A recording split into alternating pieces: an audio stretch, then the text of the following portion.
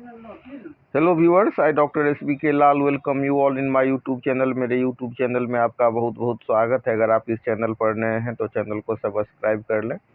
आज का हमारा टॉपिक है ब्लू आइजेस।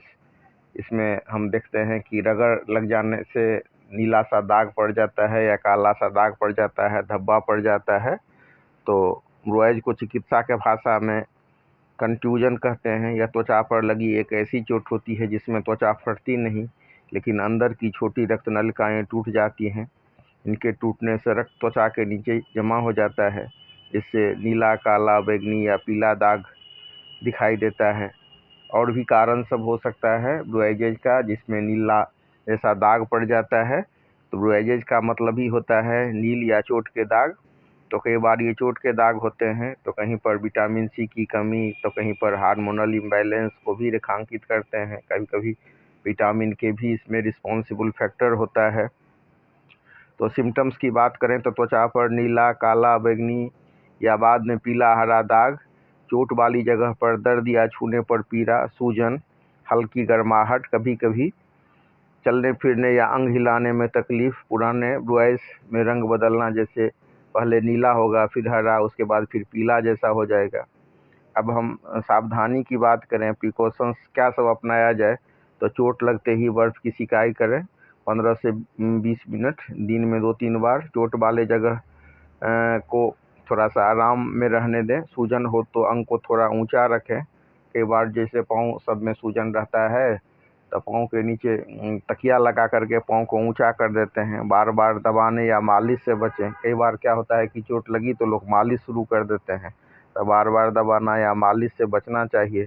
अगर गंभीर दर्द हो, अत्यधिक सूजन या बार बार बिना कारण ब्लू आइज हो तो डॉक्टर से जांच करवाएं। खास करके इसमें एक बहुत बड़ी सावधानी है, जो खून पतला करने वाली दवाएं जो बीपी में अक्सर दी जाती हैं, एस्पिरिन जैसी दवाएं, तो उस दवा को लेने से बचें। और फर्स्ट एड में तुरंत होम्योपैथिक मेडिसिन अर्निका अमाउंट होता है 30 पावर में 2 से 3 बूंद दे देना चाहिए। और 1 औंस यानी कि 30 ml में 5 से 6 बूंद अर्निका का मदर टिंचर मिला करके उसको बना लेना चाहिए और उससे वहाँ पर उसको लगाएं। और डायरेक्ट मदर टिंचर लगाने से बचना चाहिए, क्योंकि डायरेक्ट मदर टिंचर लगाने से कई बार क्या होता है कि सेप्टिक होने का भी डर रहता है।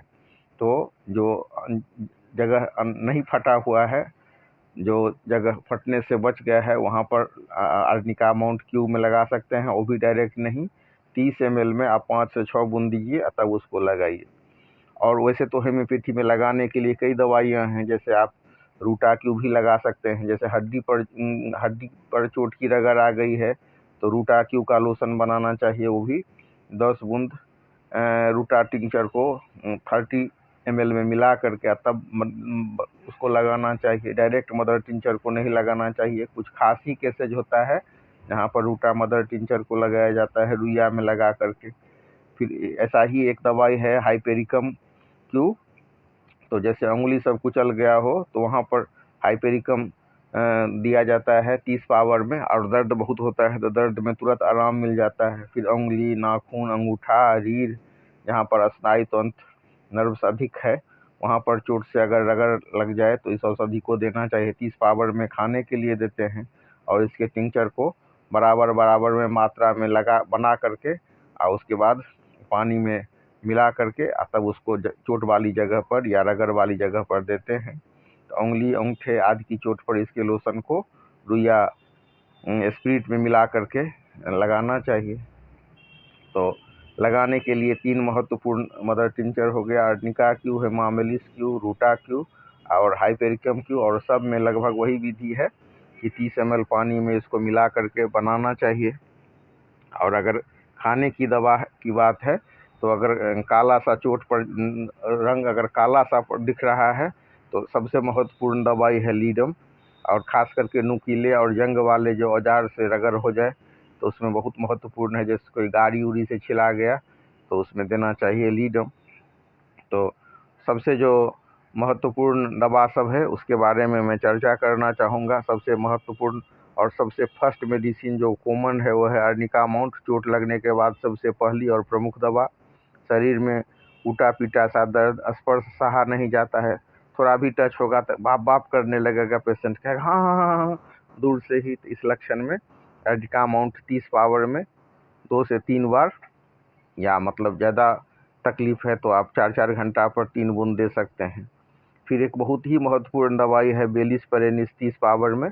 अगर चोट गहरा हो, डीप टिश्यू इंजरी हो, मांसपेशी में या पेट के अंदरूनी हिस्से में चोट लग गया हो और सर्जरी के बाद ब्रुआइजेज हो तो उसमें लाभकारी होता है।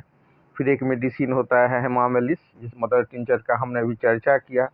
तो हेमामेलिस को 30 पावर में दिया जाता है जब नीलापन ज़्यादा हो और रक्तस्राव भी हो गया हो, नस में चोट लगी हो और सिराओं में भेंस में कमजोरी हो, तो उस केस में हेमामेलिस देते हैं 30 पावर में। फिर एक दवाई है रूटा, तो हड्डी या जोड़ में जो पेरियोस्टेरम की चोट लगती है उसमें दिया जाता है रूटा। हड्डी के चोट के लिए बहुत खास दवाई है। और मोच के साथ ब्रुआइज हो तो उसमें भी दिया जाता है रूटा। चलने में दर्द हो तो भी रूटा का यूज बहुत फ़ायदेमंद होता है। फिर एक दवाई है लीडम प्लास्टर, तो उसमें देखेंगे कि ऐसा ब्रुआइज जिसमें कि ठंडा पानी डालने या बर्फ़ से सेकने पर बहुत अधिक आराम मिलता है। और पंचर टाइप या चोट या आँख के पास ब्रुआइज हो तो इसमें लीडम प्लास्टर बहुत उपयोगी दवाई है, उसमें उसके देने से बहुत अधिक फ़ायदा होता है। फिर एक दवाई है फास्फोरस।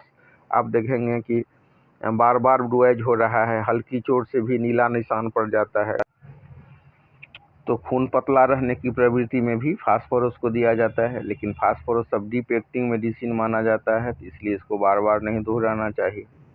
अब हम देख सकते हैं कि कई पेशेंट को, कई व्यक्ति को बिना कारण के ब्रुआइज हो जाता है।